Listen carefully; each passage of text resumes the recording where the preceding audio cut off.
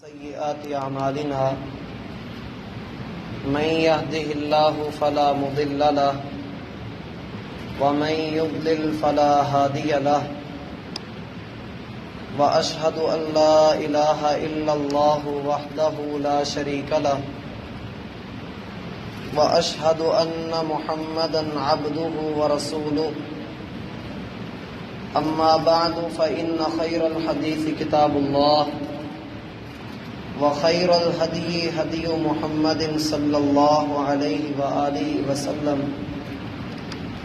وشر الأمور محدثاتها وكل محدثة بدعة وكل بدعة ضلالة والضلالة في النار. أعوذ بالله السميع العليم من الشيطان الرجيم. بسم الله الرحمن الرحيم. إنا نحن نحيي ونميت وإلينا المصير. يوم تشقق الأرض عنهم سراعا ذلك حشر علينا يسير. نحن أعلم بما يقولون وما أنت عليهم بجبار فذكر بالقرآن من يخاف وعيد. احباب ذی وقار، محترم سامعین و سامعات، زندگی کا گزرتا ہوا ہر لمحہ انسان کو اسے اللہ کے قریب کر رہا ہے، اور کس لمحے اس کے رب سے ملاقات ہو جائے، انسان کو اس کے بارے میں بالکل تیار رہنا چاہیے، تاکہ جب بھی بلاوا آئے تو اس کے پاس ضروری ساز و سامان موجود ہو۔ وَتَزَوَّدُوا فَإِنَّ خَيْرَ الزَّادِ التَّقْوَىٰ، اپنا زاد راہ، سامان سفر یہ اپنے ساتھ رکھیں، اور سب سے بہترین سامان وہ ہے جسے تقویٰ کا نام دیا جاتا ہے۔ یا ایھا الانسان انک کادح الی ربک کدحا فملاقیہ، اے انسان تو اپنے رب کی طرف چلتا ہوا جا رہا ہے، اور ایک وقت آئے گا کہ تو اپنے رب سے ملاقات کرے گا۔ اس ملاقات کے لیے کیا تیاری ہے،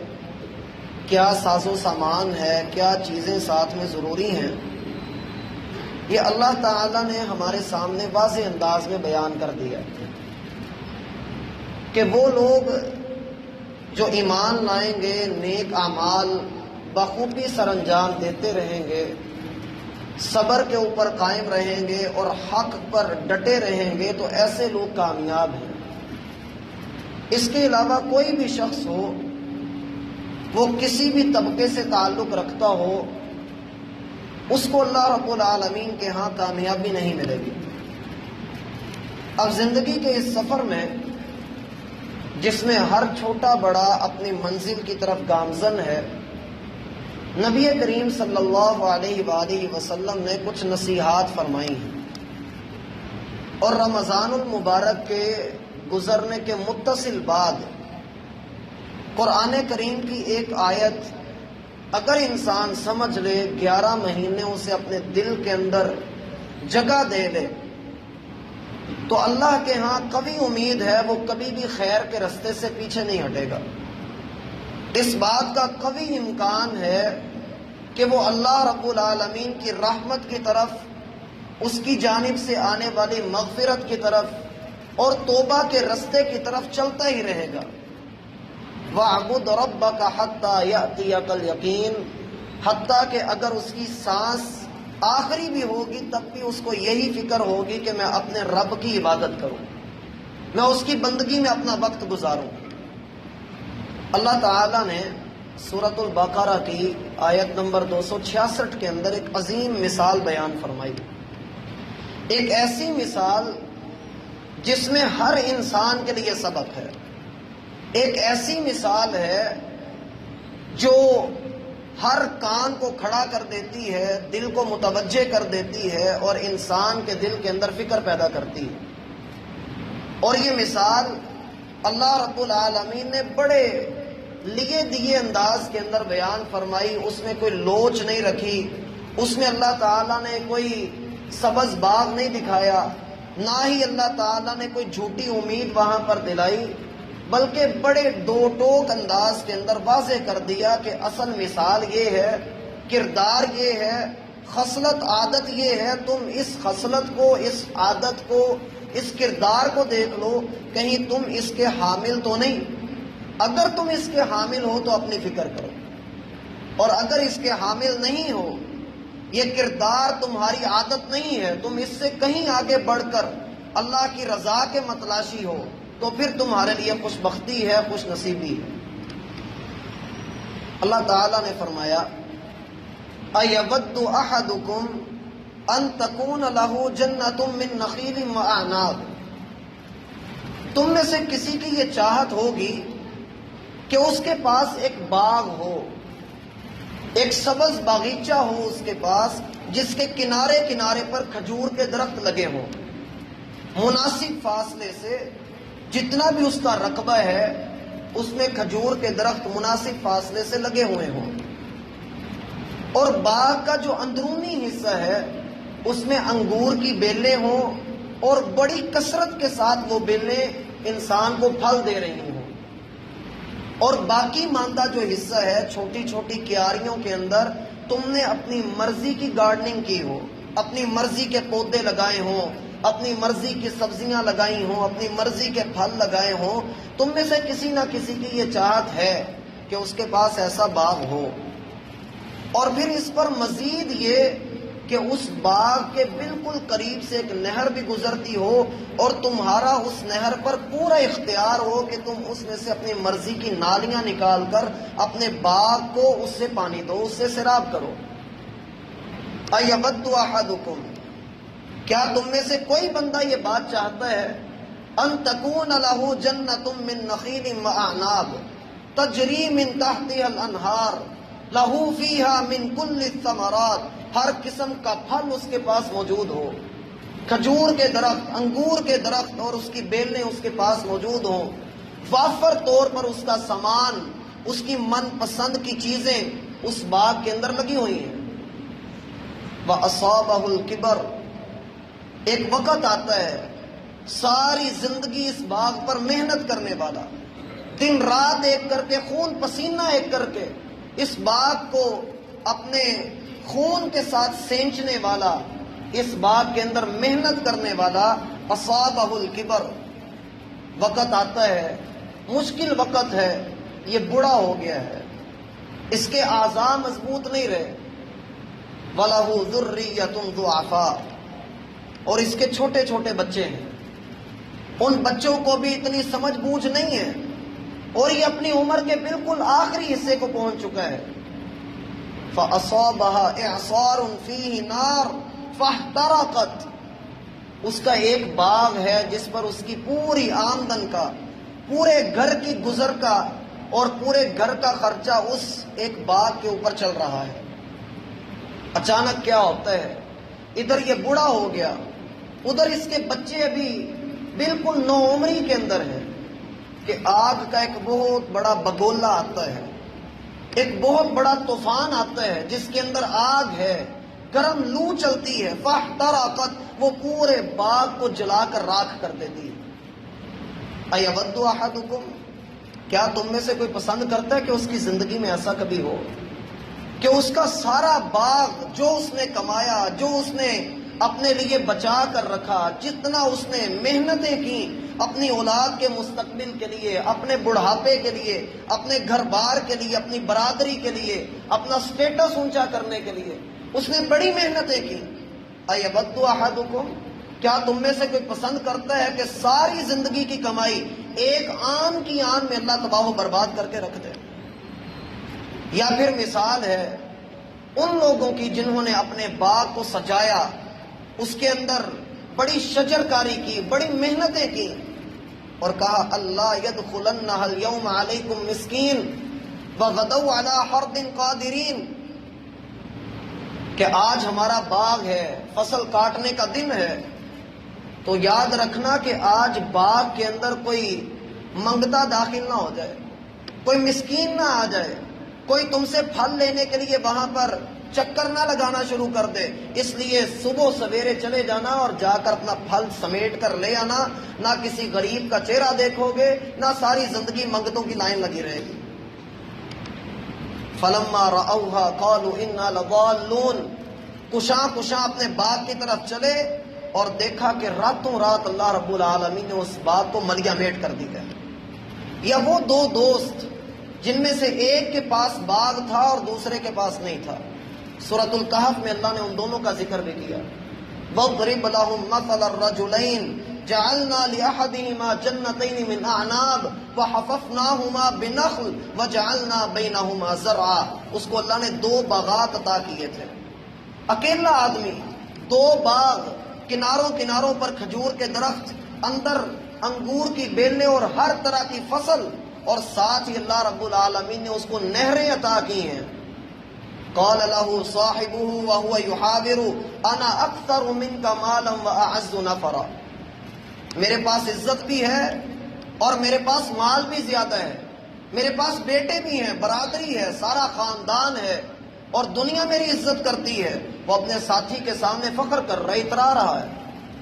اس کا ساتھی اسے کہتا ہے، اللہ کے بندے باغ میں داخل ہوتا ہے تو ماشاءاللہ کہا کر، اللہ نے جو تجھے عطا کیا ہے، تیرا جو بھی سٹیٹس ہے، تو دنیا میں جس بھی مقام پر ہے، اپنی مرضی سے نہیں، اپنی طاقت سے نہیں، اس کی رحمت سے ہے۔ تو جس بھی مقام پر پہنچ گیا، تو ساری دنیا کے خزانوں کا مالک بھی بن جائے، یہ اس کی دین ہے، اس نے تجھے عطا کیا ہے۔ چاہیے تو یہ کہ جتنا وہ تجھے دیتا جا رہا ہے تو اتنا جھکتا جائے، نہ کہ تیری گردن میں سریا ہے۔ لیکن یہ کیا کہ تو اکڑ رہا ہے اور یہ خیال کرتا ہے کہ تیری بد اعمالیوں کے سبب اللہ تجھے کچھ نہیں کہے گا۔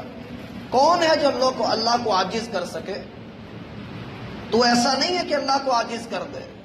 تو اپنی حقیقت کے اوپر غور کر، تو کیا تھا؟ تیرا کوئی نشان تک نہیں تھا، مالک نے گندے قطرے سے تجھے پیدا کر دیا ہے، اور اب بھی اگر تو نہ سنبھلے اور نہ سمجھے تو پھر یہ تیری بیوقوفی ہے، پیسے کا خمار ہے، رب نے چاہا تو اتر جائے گا۔ اور ایسا ہی ہوا، اللہ تعالیٰ نے اس کے باغ کو بھی تباہ و برباد کر دیا۔ میرا بھائی، یہ کوئی ایسی کہانیاں نہیں ہیں جن کے بارے میں ہم سن لیں اور بس بات ختم ہو جائے، میں سنا دوں آپ سن لیں، ایسا نہیں ہے۔ ان کے اندر بڑے اسباق ہیں، بڑی ایسی باتیں ہیں جن کی ہمیں ضرورت ہے ہماری تربیت کے لیے، ہماری سمجھ کے لیے۔ ہم نے رمضان کے مہینے میں دن رات ایک کر کے قرآن کی تلاوت، با جماعت نماز کی پابندی، دن رات اللہ رب العالمین کی یاد، گناہوں سے بچنے کی کوشش، اللہ کی طرف دوڑ لگانے کی بھرپور کوشش، اللہ کی طرف ہم آتے چلے جا رہے ہیں، محنت کرتے چلے جا رہے ہیں۔ لیکن اگر ایسا وقت انسان کی زندگی میں آئے کہ پورے 30 دن اس نے اللہ رب العالمین کی عبادت کی ہو، نیکیوں کا باغ سجایا ہو، ہر طرح کی نیکی اس نے کی ہو، درمیان میں اس نے نمازوں کی سیج سجائی ہو، کنارے کنارے پر اس نے روزے رکھے ہوئے ہوں، اور اندر تلاوت قرآن ہے، اللہ تعالیٰ کا ذکر ہے، صبح و شام کے اذکار ہیں، دعا ہے، باوضو رہنا ہے، گناہوں سے بچنا ہے، جگہ جگہ پر اس نے اپنی نیکیوں کو بڑی سجا سجا کر اس نے رکھا ہوا ہے۔ لیکن جیسے ہی رمضان کا مہینہ گزرا، وَأَصَابَهُ الْكِبَرُ، اس کے اوپر جب بڑھاپا آ گیا، کمزوری آ گئی، نیکی کا موسم گزر گیا، جیسے اس کی جوانی گزری، اس نے نیکی کے موسم کو بھی سمجھا کہ یہ گزر گیا، اور جب یہ گزرا، وَلَهُ ذُرِّيَّةٌ ضُعَفَاءُ، رمضان اس کی زندگی سے چلا گیا، پتہ نہیں اگلا نصیب ہونا ہے یا نہیں ہونا۔ اس کے جس طرح بچے چھوٹے ہیں، اس طرح سے اس کی عمر بھی چھوٹی رہ گئی ہے، یہ ہر لمحے کے ساتھ اپنے رب کے قریب ہوتا چلا جا رہا ہے۔ تو اچانک کیا ہو کہ یہ اس چھوٹی سی عمر میں جو اس کی باقی عمر رہ گئی ہے، یہ اللہ تعالیٰ کی نافرمانی کے کام شروع کر دے، بدعمالیوں میں لگ جائے، اور جس طرح سے یہ بدعمالیوں کے اندر ڈوب رہا ہے، کیا ایسا نہیں ہے کہ اس نے خود اپنے ہاتھوں سے آگ کا وہ بگولا اپنی نیکیوں کے اوپر پھینک کر انہیں تباہ و برباد کر دیا؟ اس نے خود اپنے ہاتھوں سے اپنا خسارہ کیا ہے۔ فاحترقت كذلك يبين الله لكم الآيات، اللہ تمہارے لیے مثالیں بیان کرتا ہے، اور بڑے واضح انداز میں بیان کرتا ہے لعلکم تتفکرون، تاکہ تم فکر کرو، تم اس کے بارے میں تدبر سے کام لو کہ اللہ نے یہ بات یہاں پر کیوں بیان کر دی، اللہ تعالیٰ نے مجھے اس بات کی طرف توجہ کیوں دلائی۔ میرا بھائی، اللہ رب العالمین نے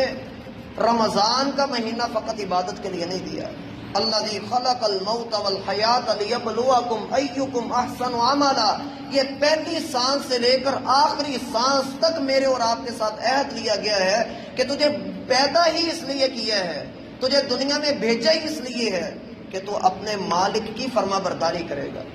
تو اس کا غلام بن کر رہے گا۔ تیرے لیے یہ زیب نہیں ہے کہ کائنات کی ہر چیز رب نے تیرے لیے مسخر کی ہو، وہ تیری نوکری کے اندر لگی ہوئی ہو، اور تو رب کو چھوڑ کر انہی کو سجدے کرنا شروع کرتا ہے، تو وقتی طور پر اپنے رب کا بن جائے۔ فرمایا وَإِذَا مَسَّ الْإِنسَانَ ضُرٌّ دَعَانَا لِجَنبِهِ أَوْ قَاعِدًا أَوْ قَائِمًا، انسان کی حالت یہ ہے، مصیبت کا وقت آتا ہے، ہلکی سی تکلیف پہنچتی ہے، ہر حال میں اللہ اللہ کرتا پھرتا ہے، اور جب ہم اس کی تکالیف کو دور کرتے ہیں، ہم اس کو مشکلات سے باہر نکالتے ہیں، اپنی رحمت میں لے لیتے ہیں، مرہ کأن لم یدعونا الی ضر مسہ، ایسے کورا ہو کر، سر پھیر کر اور اپنا کان جھاڑتے ہوئے ایسے جاتا ہے گویا ہم کبھی اس کے کام آئے ہی نہیں، گویا ہم نے کبھی اس کو مصیبت سے نکالا ہی نہیں۔ قل تمتع بکفرک قلیلا، اس کو کہہ دیں، اس کے کانوں میں یہ بات ڈال دیں کہ کتنا کو فائدہ اٹھا لے گا، اپنی ناشکری کے ساتھ زندہ رہ لے جتنا تو نے رہنا ہے، انک من اصحاب النار، سن لے کہ تو جہنمی ہے۔ ایک اللہ رب العالمین جس نے ہمیں سمجھ عطا کی، شعور عطا کیا، رمضان کا مہینہ عطا کیا، اس کے بعد استقامت کا امتحان ہے۔ خلق الموت والحیات لیبلوکم ایکم احسن عملا، کتنے لوگ ہیں جو رمضان کے متمنی تھے،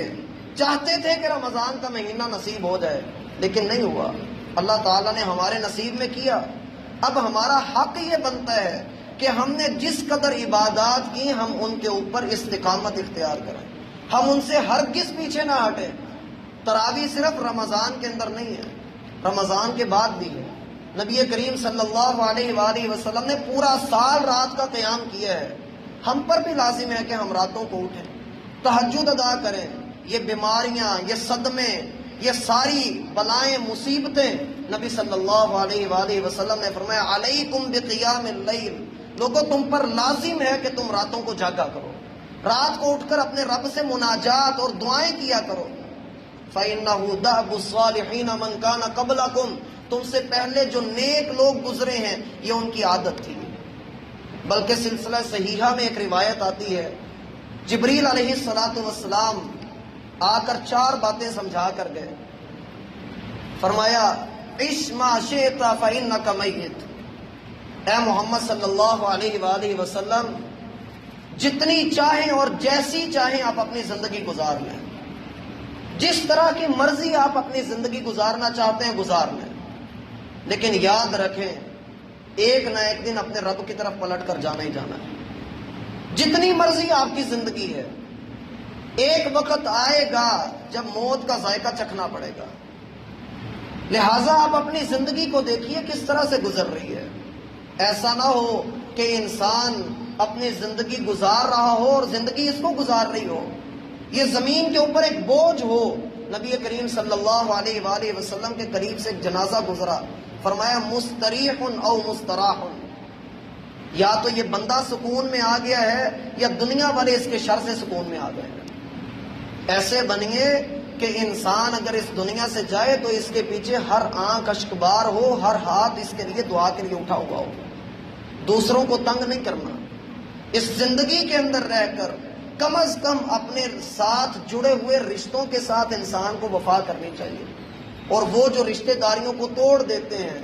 بالکل ہی ختم کر دیتے ہیں اور یہ کہتے ہیں کہ انہوں نے ہماری عزت نہیں کی، وہ ہمیں نہیں بلاتے، ان کے ساتھ ہمارے رشتے ناطے ٹوٹ گئے، یہ معاملہ ہوا اور وہ معاملہ ہوا، میرا بھائی بندوں کے درمیان ہی باتیں ہوتی ہیں اور بندے ہی ان کو سہتے ہیں اور بندے ہی ان کو ختم کرتے ہیں۔ نبی صلی اللہ علیہ وآلہ وسلم نے فرمایا صلۃ الرحم تزدنا الاعمار، رشتہ داری کو جوڑنا عمر کو لمبا کر دیتا ہے اور رزق میں اضافے کا سبب بنتا ہے اور بری موت سے بندے کو محفوظ کر دیتا ہے۔ انسان کو اپنی میں مارنی پڑتی ہے۔ کل قیامت کے دن اللہ کو کیا منہ دکھائے گا جب پتہ لگے گا کہ تیرے نامہ اعمال میں قتل کا گناہ لکھا ہوا ہے، حالانکہ اس نے قتل تو کیا نہیں۔ حدیث میں ہے، نبی کریم صلی اللہ علیہ وآلہ وسلم نے فرمایا، جس نے اپنے کسی مسلمان بھائی کو 1 سال تک کے لیے نہ بلایا، گویا کہ اس نے اس کو قتل کر دیا، اس نے اس کا خون کر دیا ہے۔ عش ما شئت فإنک میت، زندگی جیسے مرضی گزار لیں، مان کر گزار لیں یا نہ مان کر گزاریں، آپ نہیں مانیں گے رب آپ سے منوا لے گا، آپ اللہ کی طرف نہیں آئیں گے وہ آپ کو لے آئے گا۔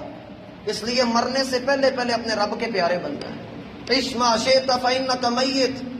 آپ جو مرضی کر لیں، جس طرح کی مرضی زندگی گزار لیں، ایک نہ ایک دن رب کے حضور پیش ہونا ہی ہونا ہے۔ دوسری بات فرمائی، اے محمد صلی اللہ علیہ وآلہ وسلم، جس کے ساتھ مرضی محبت کر لیں، ایک نہ ایک دن جدا ہونا ہی ہونا ہے۔ آپ جس طرح کی مرضی محبت کو لے آئیں، ایک نہ ایک دن انسان جدا ہو کر ہی رہتا ہے، لیکن فقط ایک رب کی محبت ہے کہ جس کے ساتھ انسان محبت کرتا ہے اور اس میں جدائی نہیں بلکہ مرنے کے بعد اپنے رب سے ملاقات ہوتی ہے۔ اور جس کو یہ شوق پڑ جاتا ہے کہ میں نے اپنے رب سے ملاقات کرنی ہے، وہ محبت میں آ کر اس ملاقات کے لیے تیار رہتا ہے اور تیاری کرتا رہتا ہے، اللہ تعالیٰ اس کا خاتمہ خیر کے اوپر کرتے ہیں، اس کو ایسی موت نصیب ہوتی ہے جس میں اس کے لیے جنت کی خوشخبری ہوتی ہے اور اس کے لیے اللہ رب العالمین کی رحمت ہوتی ہے۔ انسان دنیا میں جس کے ساتھ بھی محبت کرے، نبی صلی اللہ علیہ وآلہ وسلم نے بڑا موٹا سا اصول سمجھایا، احبب حبیبک ہونا ما عسى ان یکون بغیضک یوما ما، اور کسی کے ساتھ محبت کرنی ہے تو اتنی کرو کل کو اگر اس سے جدا ہونا پڑ جائے تو سوکھے جدا ہو جاؤ۔ ایسا نہ ہو کہ انسان جدائی کے غم میں گھلتا چلا جائے اور پھر وہ سروائیو نہ کر پائے۔ وَأَبْغِضْ بَغِيضَكَ يَوْمًا مَا عَسَىٰ أَن يَكُونَ حَبِيبَكَ يَوْمًا مَا، اور کسی سے نفرت کرنی ہے،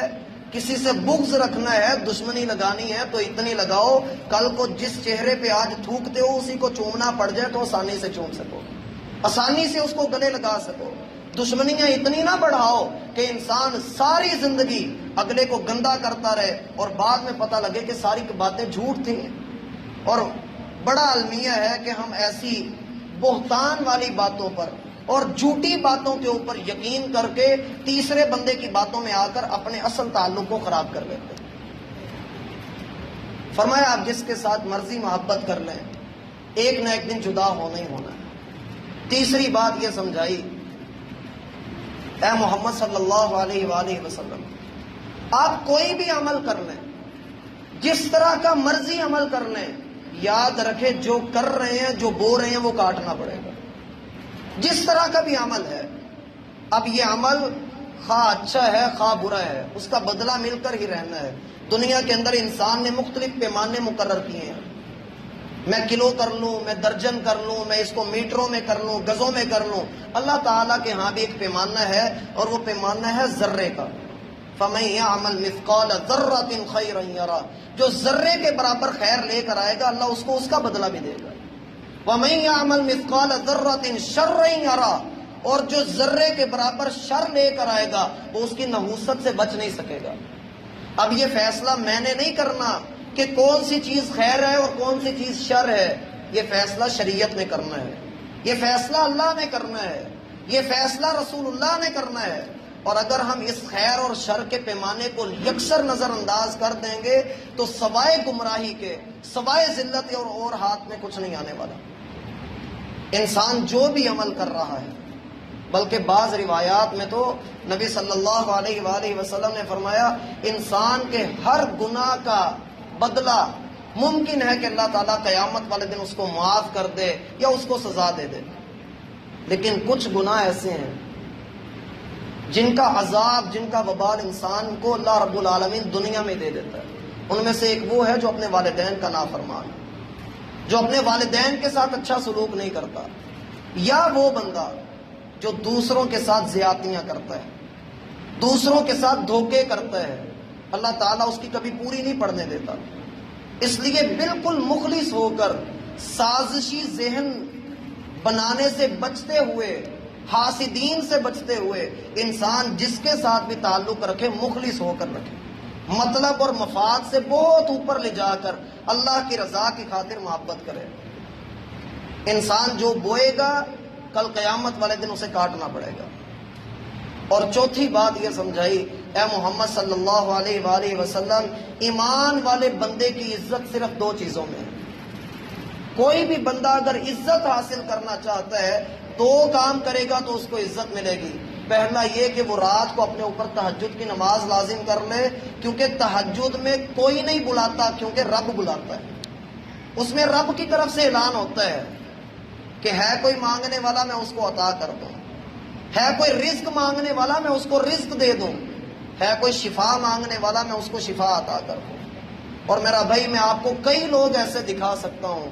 جن کو ڈاکٹرز نے جواب دے دیا، انہوں نے تہجد لازم کی، آج اچھے بھلے چلتے پھرتے ہیں۔ اپنے اوپر تہجد کو لازم کرنا۔ اور دوسری چیز،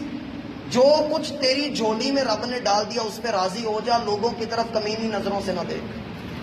اللہ تعالیٰ تیری پوری مراد کو جتنا تجھے اس نے دیا ہے، اللہ تعالیٰ تجھے اسی میں برکت عطا کر دے گا۔ جب تو ایسا کرے گا، دیکھ کہ اللہ تعالیٰ نے تجھے دنیا اور آخرت کی عزتوں سے نوازا ہے۔ تو میرا بھائی، اللہ رب العالمین نے جو مثال بیان کی ہے، میں اسے آخر پر پھر ذکر کر دوں کہ ایسا بندہ جس نے ساری زندگی محنت کر کے نیکیاں کمائی ہوں، اور جب اس کو موقع ملے وہ فوری طور پر گناہ کر لے، اور اس کی زندگی کا بہت تھوڑا حصہ باقی رہ گیا ہو، تو اس کا یہ گناہ کرنا اس کی پچھلی ساری نیکیوں پر پانی پھیر دیتا ہے۔ اللہ تعالیٰ سوال کرتے ہیں، ایود احدکم، کیا تم میں سے کوئی پسند کرتا ہے کہ کسی کے ساتھ ایسا حال کیا جائے، اس کی ساری نیکیوں کو تباہ و برباد کر دیا جائے؟ یقیناً کوئی پسند نہیں کرے گا۔ اس لیے اپنی زندگی کو، اپنے گزرنے والے ہر لمحے کو اللہ تعالیٰ کی اطاعت میں گزارنے کا عہد کریں۔ جن رشتوں کے ساتھ انسان بے وفائی کر رہا ہے، غلطی کر رہا ہے، ان کے ساتھ جھک کر اللہ کی رضا کی خاطر صلح کر لے۔ اللہ تعالیٰ کبھی بھی انسان کو ذلیل نہیں ہونے دے گا، کیونکہ اللہ کا وعدہ ہے، من تواضع للہ رفعہ اللہ، جو اللہ کے لیے عاجزی اختیار کرتا ہے، جھکتا ہے، اپنے کندھے کو نرم کر دیتا ہے، اللہ تعالیٰ اس کو بڑی عزتیں عطا کرتا ہے۔ اللہ تعالیٰ ہم سب پر اپنی رحمت کرے۔ وما توفیقی الا باللہ۔